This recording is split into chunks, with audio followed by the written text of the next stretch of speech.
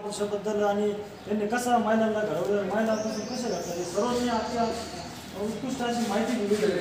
खरोखरच महिलांना मी धन्यवाद देतो. आणि त्यानंतर कार्यक्रमाचे अध्यक्ष हां ओळीचं 2 मिनटं फक्त एक पाच नाटक आहे, एवढी छोटी ओळी आणि तिने एक नाटक सादर करत आहे आपल्या पुढं. कृपया करून आपण ते सांगत नाही पैकी होतं महापुरुष दुसरे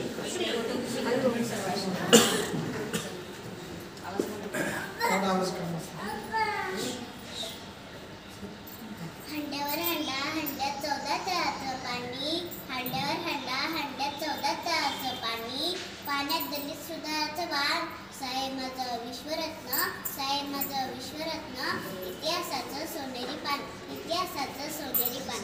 मी रमाबाई भीमराव आंबेडकर, सगळ्यात दुबाईंची रमाई माता. आमचं साहेब मला रामोस म्हणतात. साहेब म्हणजे कोण?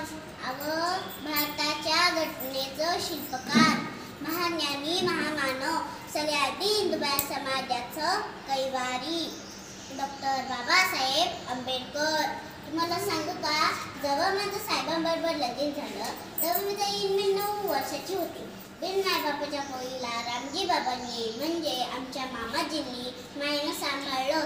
साहेबाच्या तिथं तर सगळं पुस्तकातच, काही बाई तरा जेव्हा बघा होता पुस्तक हातातच, खाणं पिणं झोपणे सुटत, मग पुस्तक काही हातात न सुटायचं नाही. आणि सरकार समाजाचा उद्धाराचा ध्यास, साहेब लई कष्टाळू हाय.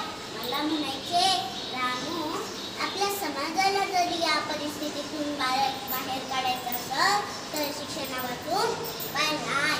मी आपण साहेबाच्या बाजूनं खंबीरपणे उभं राहिली. शेणाच्या गवऱ्या थापून, धुणी भांडी करून, फाटकं लुगडं नेसून साहेबाला साथ दिली. कंदी कंदी कसला आट्टा धरला नाही.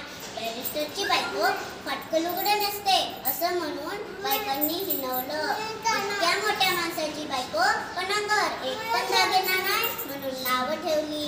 पण मला माहीत होतं नावं, शेवटी माझा नवराच माझा मोठा दागिना हाय. आणि नुसता दागिना नाही तर असं रत्न आहे ज्याच्या उजेडानं सगळा समाज उजळून निघल. मी एकदा धुण्याला म्हटलं, तुम्ही मोठं साहेब आहात, देवाच्या कृपेनं 4 चौघात तुम्हाला मान आहे, तेव्हा मला पंढरीला घेऊन चला, विठ्ठलाचं दर्शन घेऊ द्या. मला म्हणतात कसं? रामू, जगातल्या सगळ्या देवांनी आपल्याला कायम मंदिराबाहेर ठेवलं. आता आपली पंढरी आपणच बनवायची, आपला देव आपणच निर्माण करायचा. हाय का नाही आखरीत? आमच्या साहेबात असंच सगळं जग आहे ग. सगळं जग फिरतील पण माझ्या हाची कांदा भाकर आवडीनं खातील. म्हणतात ना, जरी झाला बॅरिस्टर तरी पडला नाही सर, जरी झाला बॅरिस्टर तरी पडला नाही सर.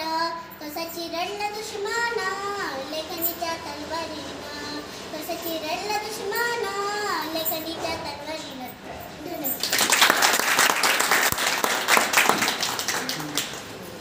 आता बोईनी अतिशय मस्त एकदम पावला म्हणजे माहिती दिली. छान एवढं वयात कमी वयामध्ये जर असे मुलं जर शिक्षित झाले तर देश कोणत्या प्रगतीपथावर जाईल. आता सर्व महिलांनी आपले मनोगत व्यक्त केलं आहे आणि त्या कार्यक्रमाला